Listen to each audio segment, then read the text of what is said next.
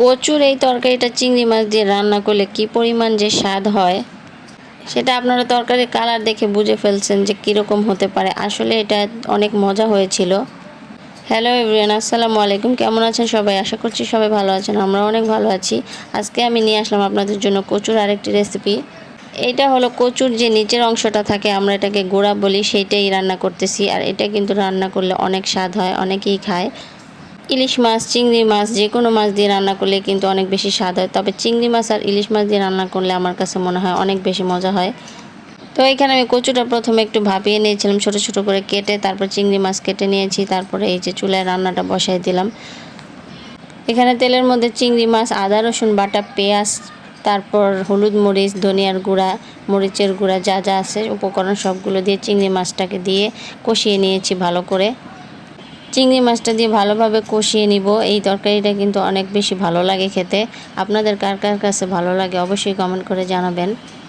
আমি একটু তেলটা বেশি পরিমাণে দিয়ে দিয়েছিলাম। কচুর এই নিচের অংশটা মানে গোড়াটা অনেকভাবে রান্না করে খাওয়া যায়, ভাজিও খাওয়া যায়, আবার তেলে ভেজে খাওয়া যায়, গরুর মাংস দিয়ে রান্না করে খাওয়া যায়। এই তো এখন কষানো হয়ে গেলে আমি এখন এর ভিতরে যে ভাপিয়ে বা একটু সিদ্ধ করে রেখেছিলাম কচুগুলো, সেগুলো দিয়ে দিচ্ছি। যেহেতু আমি চিংড়ি মাছ দিয়ে রান্না করব, সেই কারণে আমি একটু ছোট ছোট করে কেটে নিয়েছি আলুর মতো করে। তারপর এটাকে ভালোভাবে নেড়ে চেড়ে একবারে মশলার সাথে মাখিয়ে তারপর এটা কষাতে থাকবো।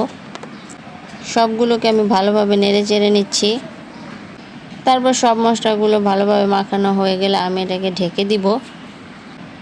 তো আপনারা কিভাবে কচু রান্না করেন বা চিংড়ি মাছ দিয়ে রান্না করেন কিনা, বা ইলিশ মাছ দিয়ে যে কে কীভাবে রান্না করে অবশ্যই বলবেন। এরপর এর ভিতরে আমি পানি দিয়ে দিব।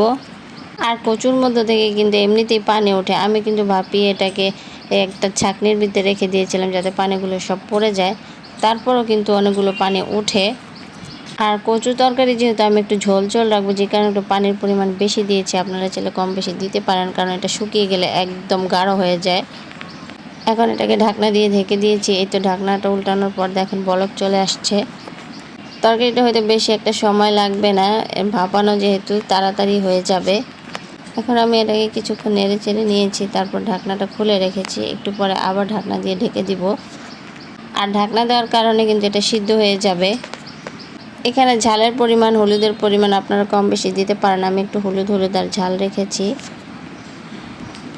কারণ আমার কাছে এভাবেই ভালো লাগে। এবার আপনাদের কাছে যেমন ভালো লাগে আপনারা সেভাবে রান্না করবেন। তার উপরে আমি এখন একটু জিরার গুঁড়া দিয়ে দিলাম। আর এই জিরার গুঁড়াটা দেওয়ার কারণে কিন্তু এটার স্বাদ অনেক গুণ বেড়ে যায়। আর এই জিরার গুঁড়ো দেওয়ার কারণে কিন্তু এইটা খেয়ে, এই কচু তরকারিটা খেতে অনেক বেশি মজা লাগে। আমি তো সবসময় কচু তরকারি রান্না করি তার উপরে জিরার গুঁড়া দিয়ে দিই। কেউ যদি না দিয়ে থাকেন তাহলে অবশ্যই জিরার গুঁড়া দিয়ে কচু তরকারিটা রান্না করবেন, দেখবেন অনেক টেস্ট, অনেক মজা। এই তো আমার রান্নাটা শেষ হয়ে গিয়েছে। কালারটা দেখতে পাচ্ছেন কতটা সুন্দর হয়েছে। তো আজকের ভিডিওটি এ পর্যন্তই। সবাই ভালো থাকবেন। আল্লাহ হাফেজ।